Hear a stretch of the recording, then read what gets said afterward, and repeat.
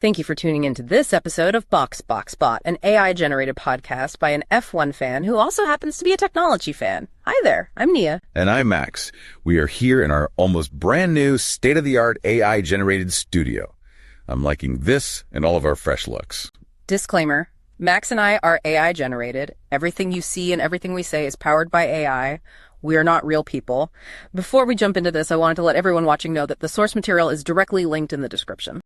That was a super helpful idea from one of our subscribers.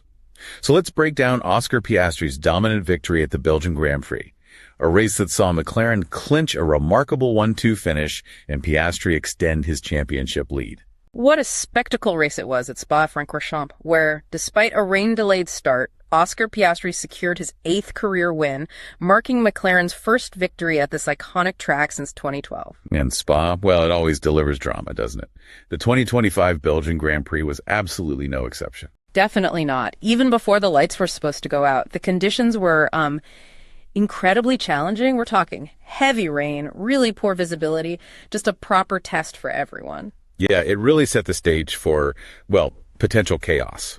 The official start got delayed by a full hour and 15 minutes. Wow, that must have felt like forever for the teams and the fans waiting. Absolutely. And even after all that waiting, they did one formation lap and the drivers basically said, nope, can't see a thing. Undrivable. So red flag straight away, based on driver feedback. Exactly. So more waiting, more tension building, you can imagine. But eventually they did get going again. Behind the safety car, right, for a few laps. Yep, 4 laps behind the safety car. And those laps turned out to be pretty crucial, actually. How so? Well, they weren't just parade laps. They actually helped shift enough water to start drying the track, just enough for a rolling start on lap 5. Ah, okay. So that's when the real race began and strategy immediately came into play. Precisely.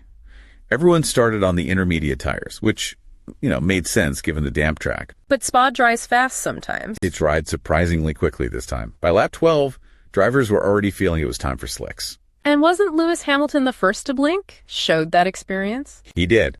Classic Hamilton intuition, maybe. He pitted for slicks on lap 11. A really decisive move. 1 lap before it seemed obvious. That's a big call. Huge call. And it basically triggered everyone else. The pit lane got very busy after that. Now, McLaren, they played this interestingly, didn't they? A split strategy. They did. We saw from the reports, Piastri, like most others, went for the mediums, the C3 compound. Okay. But Lando Norris, starting from pole, he went for the more durable hard tire, the C1. A calculated risk, you could say. Right, and Pirelli's Mario Isola shed some light on that choice afterwards. Yeah, he pointed out that while that C1 hard tire was, well, a bit slower on pure pace. It was more consistent. It's exactly. Much better degradation, even with the track temps being relatively low.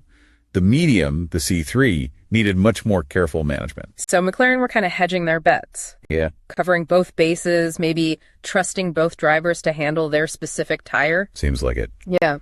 And boy, did it pay off for them. In terms of race pace, McLaren were just, well, the sources said, on a different planet. I saw that. Leclerc finished 3rd, but he was like 20 seconds behind them. 20 seconds. It shows McLaren just unlocked something special in those conditions.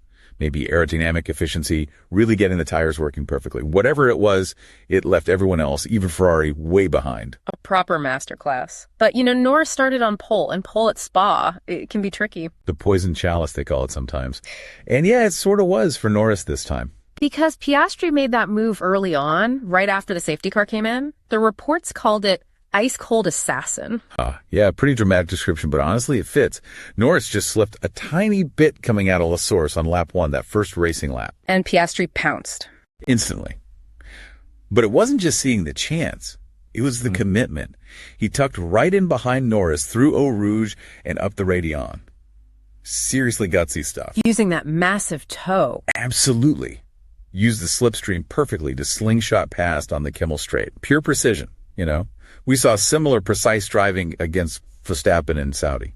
It's funny, isn't it? Because in the sprint race on Saturday, the roles were reversed. Piastri was on pole, and Verstappen got him on the first lap. Exactly. A complete turnaround. This time, Piastri was the one making the decisive early move. And once he got ahead, he just controlled it. Flawlessly. Didn't seem to put a wheel wrong.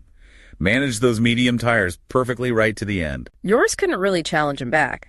He got close-ish towards the end, but Piastri had it covered. Even Norris admitted Piastri did a good job and deserved the win. He said Piastri just committed a bit more through Eau Rouge to get that slipstream initially. Fair play to him for admitting it. So Piastri wins by what, about 3.5 seconds? 3.41 seconds.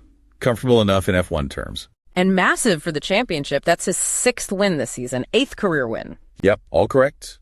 And it doubles his lead over Norris. 16 points now. Heading to Hungary, where, incredibly, he took his very first F1 win just a year ago. Wow, talk about momentum. Okay, so McLaren, clearly the big winners, but Spa always throws up other stories. Who else came out looking good? Well, definitely Charles Leclerc for Ferrari. Getting that podium, his 3rd in a row at Spa, actually.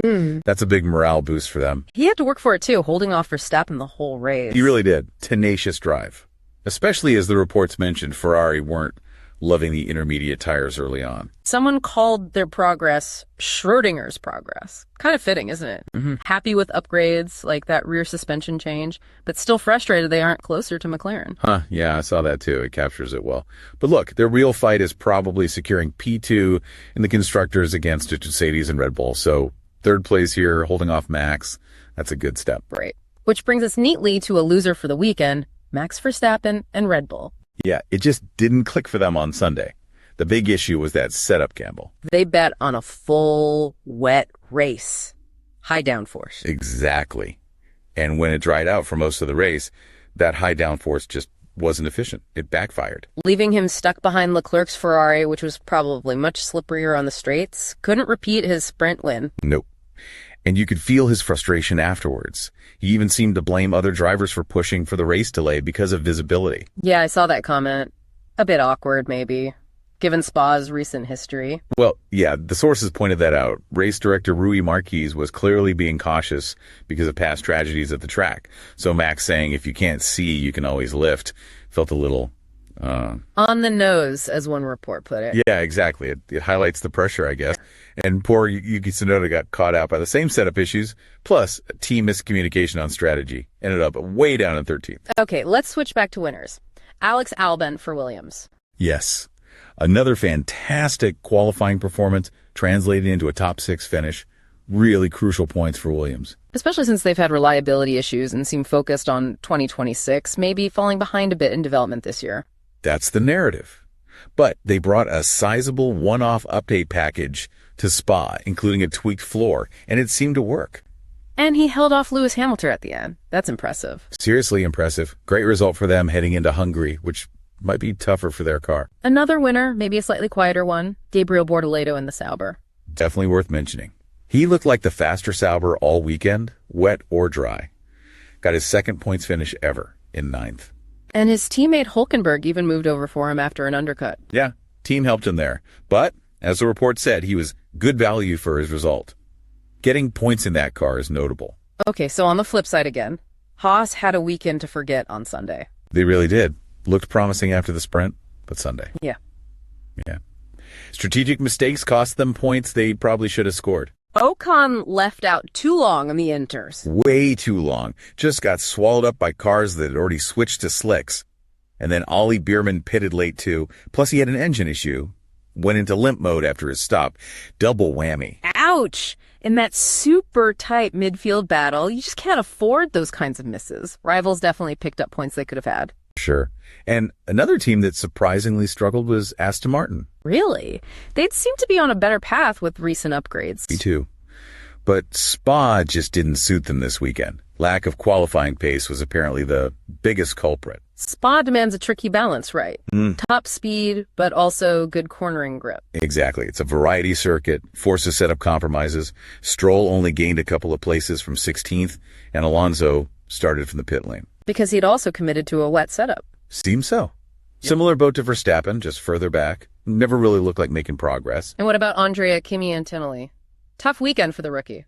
Yeah, Mercedes' inconsistent form seems to be really hitting him hard. The reports suggested he just looked, well, bereft of confidence. Struggling in qualifying again, Q1 exits. Yeah, struggling to feel the limit of the car. And unlike Hamilton, he couldn't really make progress from his pit lane start. Tough learning curve. Someone called it his master year at F1's university. A crash course, yeah. Part of becoming a well-rounded F1 driver, I guess.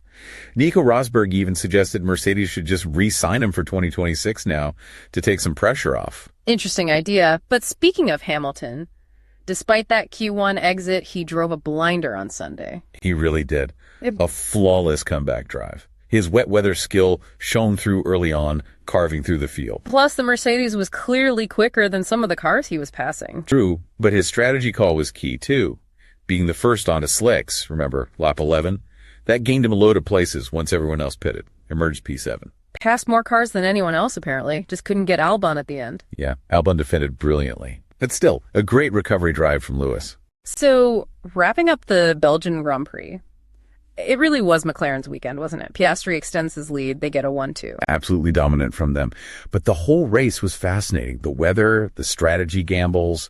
It just shuffled the pack constantly. Intense battles everywhere. It really makes you think, doesn't it? As you reflect on Spa, just how critical are all those tiny details? A setup choice made thinking it'll rain. One brave move through Eau Rouge. Getting the pit stop timing exactly right. It's the difference between winning and, well, being stuck behind someone. That fine line between genius and miscalculation, especially when the conditions are changing so fast. How will the teams take these lessons forward? That's always the question. Indeed.